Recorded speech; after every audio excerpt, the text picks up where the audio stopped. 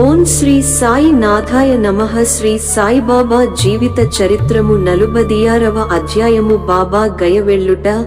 2 మేకల కథ. ఈ అధ్యాయములో శ్యామ కాశీ, గయ, ప్రయాగ యాత్రలకు వెళ్ళుట. బాబా ఫోటో రూపమున నతని కంటే ముందు వెళ్ళుట చెప్పెదము. బాబా 2 మేకల పూర్వజన్మ వృత్తాంతమును జ్ఞప్తికి తెచ్చుట గూడ చెప్పుకొందుము. తొలి పలుకు: ఓ సాయి, నీ పాదములు పవిత్రములైనవి. నిన్ను జ్ఞప్తియందుంచుకొనుట మిగుల పావనము. కర్మబంధముల నుండి తప్పించు నీ దర్శనము కూడా మిక్కిలి పావనమైనది. ప్రస్తుతము నీరూప మగోచరమైనప్పటికీ భక్తులు నీయందే నమ్మకముంచినచో వారు నీవు సమాధి చెందకముందు చేసిన లీలలను అనుభవించెదరు. నీవు కంటి కగపడని చిత్రమైన దారముతో నీ భక్తులను దగ్గర నుండి గాని ఎంతో దూరము నుండి గాని ఈడ్చెదవు. వారిని దయగల తల్లివలె కౌగిలించుకునెదవు. నీవెక్కడున్నావో నీ భక్తులకు తెలియదు. కాని నీవు చతురతతో తీగలను లాగుటచే వారి వెనుకనే నిలబడి తోడ్పడుచున్నావని తుట్టతుదకు గ్రహించెదరు. బుద్ధిమంతులు, జ్ఞానులు, పండితులు అహంకారముచే సంసారమనే గోతిలో పడెదరు. కాని నీవు శక్తి వలన నిరాడంబర భక్తుల రక్షించెదవు. ఆంతరికముగను అదృశ్యముగను ఆటంతయు నాడెదవు. కాని దానితో నీకెట్టి సంబంధము లేనట్లు గనిపించెదవు. నీవే పనులన్నీయును నెరవేర్చుచున్నప్పటికీ ఏమీయు చేయనివానివలె నటించెదవు. నీ జీవితము నెవరు తెలియజాలరు. కాబట్టి మేము పాపముల నుండి విముక్తి పొందుట ఎట్లనా? శరీరమును, వాక్కును, మనస్సును నీ పాదములకు సమర్పించి నీ నామమునే జపించవలెను. నీ భక్తుని కోరికలను నీవు నెరవేర్చెదవు. నీ మధురమగు నామము జపించుటయే భక్తులకు సులభ సాధనము. ఈ సాధన వల్ల మన పాపములు, రజస్తమోగుణములు నిష్క్రమించును. సాత్విక గుణములు, ధార్మికత్వము ప్రాముఖ్యము వహించును. దీనితో నిత్యానిత్యములకు గల భేదము, నిర్వ్యామోహము, జ్ఞానము లభించును. మనమట్టి సమయమందు గురువునే యనగా నాత్మనేయనుసంధానము చేసెదము. ఇదియే గురువునకు సర్వస్య శరణాగతి. దీనికి తప్పనిసరి యొకే గుర్తు మన మనస్సు నిశ్చలము, శాంతము నగుట. ఈ శరణాగతి గొప్పదనము, భక్తి, జ్ఞానములు విశిష్టమైనవి. ఎందుకన శాంతి, అభిమానరాహిత్యము, కీర్తి, తదుపరి మోక్షము, ఒకటి వెనుక నింకొకటి వెన్నంటి వచ్చును. ఒకవేళ బాబా ఎవరైనా భక్తుని ఆమోదించినచో రాత్రింబవళ్ళు అతని చెంతనేయుండి ఇంటి వద్దనుగాని దూరదేశమునగాని వానిని వెంబడించుచుండును. భక్తుడు తన ఇష్టము వచ్చిన చోటునకు పోనిమ్ము. బాబా అచ్చటకు భక్తుని కంటే ముందుగా బోయి ఏదో ఒక ఊహించరాని రూపమున నుండును. ఈ దిగువ కథ దీనికి ఉదాహరణము. గయ యాత్ర. బాబాతో పరిచయము కలిగిన కొన్నాళ్ల తరువాత కాకాసాహెబు తన పెద్ద కుమారుడు బాబు ఉపనయనము నాగపూరులో చేయనిశ్చయించెను. సుమారదే సమయమందు నానాసాహెబు చాందోర్కరు తన పెద్ద కుమారుని వివాహము గ్వాలియర్లో చేయనిశ్చయించుకొనెను. కాకాసాహెబు, నానాసాహెబు చాందోర్కరును షిరిడీకి వచ్చి బాబాను ప్రేమతో ఆ శుభకార్యములకు ఆహ్వానించిరి. శ్యామాను తన ప్రతినిధిగా దీసికొని వెళ్ళుడని బాబా నుడివెను.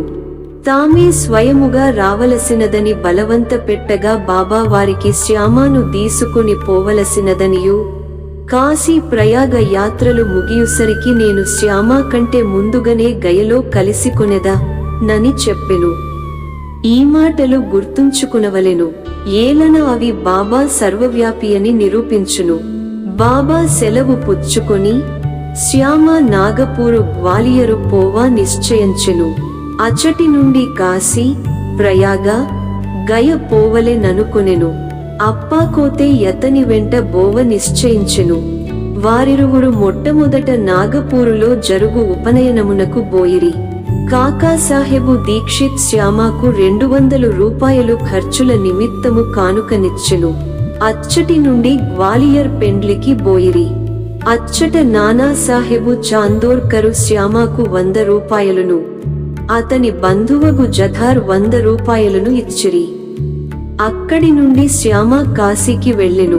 అచ్చట జథారు యొక్క అందమైన లక్ష్మీనారాయణ మందిరములో అతనికి గొప్ప సత్కారము జరిగెను. అచ్చటి నుండి శ్యామ అయోధ్యకు పోయెను. అచ్చట జథారు మేనేజరు శ్రీ రామ మందిరమున ఆహ్వానించి మర్యాద చేసెను. వారు అయోధ్యలో 21 రోజులుండిరి. కాశీలో 2 మాసములుండిరి. అక్కడ నుండి గయకు పోయిరి. రైలుబండిలో గయలో ప్లేగు గలదని విని కొంచెము చీకాకు పడిరి. రాత్రి గయ స్టేషనులో దిగి ధర్మశాలలో బస చేసిరి. ఉదయమే గయ పండా వచ్చి ఇట్లనెను, యాత్రికులందరూ బయలుదేరుచున్నారు, మీరు కూడా త్వరపడుడు. అచ్చట ప్లేగు గలదా అని శ్యామ ప్రశ్నించెను. లేదని పండా జవాబునిచ్చెను. మీరే స్వయముగా వచ్చి చూచుకునుడనెను. అప్పుడు వారు అతని వెంట వెళ్లి పండా ఇంటిలో దిగిరి. ఆ ఇల్లు చాలా పెద్దది. పండా ఇచ్చిన బసకు శ్యామ చాలా సంతృష్టి చెందెను. అచ్చట గల బాబా యొక్క అందమైన పెద్దపటము అతనికి అన్నింటికంటే ఎక్కువ ప్రీతిని కలుగజేసెను. అది ఇంటికి ముందు భాగములో మధ్య నమర్చబడియుండెను. దీనిని చూచి శ్యామ మైమరచెను. కాశీ ప్రయాగ యాత్రలు ముగియుసరికి నేను శ్యామ కంటే ముందుగానే గయకు పోయెదను అను బాబా పలుకులను జ్ఞప్తికి తెచ్చుకొనెను. కండ్ల నీరు గ్రమ్మెను, శరీరము గగుర్పొడిచెను, గొంతుక యార్చుకుని పోయెను. అతడు వెక్కి వెక్కి ఏడ్వసాగెను.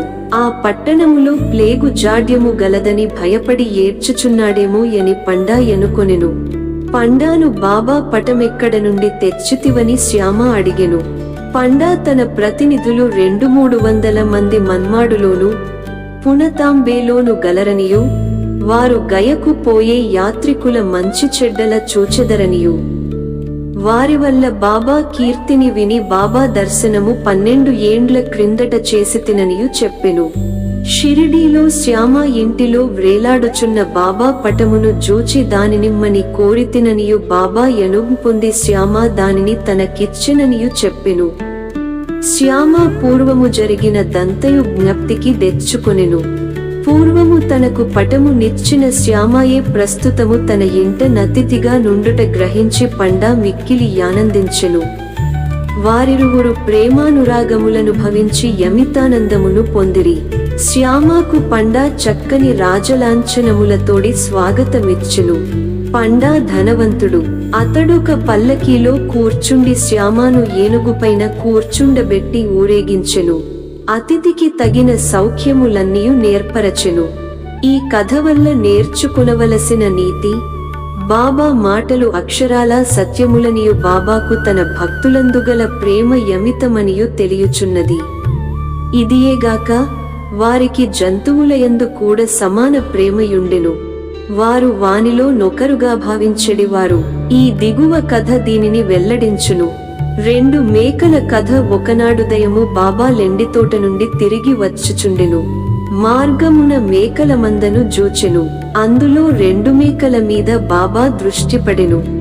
బాబా వానిని సమీపించి ప్రేమతో తాకి లాలించి వానిని 32 రూపాయలకు కొనెను.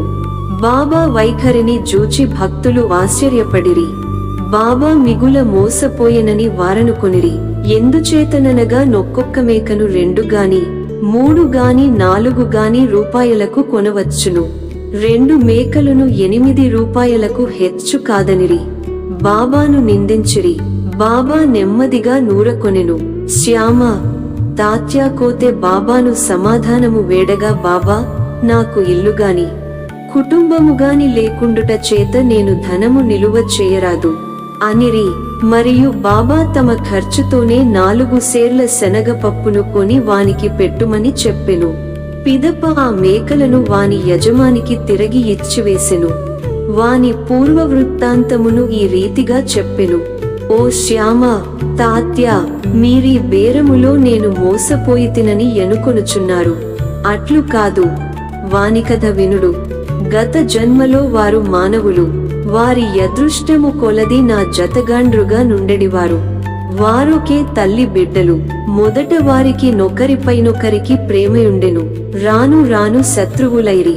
పెద్దవాడు సోమరి గాని చిన్నవాడు చురుకైనవాడు. అతడు చాలా ధనము సంపాదించెను. పెద్దవాడు అసూయ చెంది చిన్నవానిని చంపి వాని ద్రవ్యము నపహరింపనెంచెను. తమ సోదరత్వమును మరచి వారిద్దరు కలహించిరి. అన్న తమ్ముని జంపుటకు పెక్కు పన్నుగడులను పన్నెను, కాని నిష్ప్రయోజనములయ్యెను. ఇద్దరు బద్ధవైరులైరి.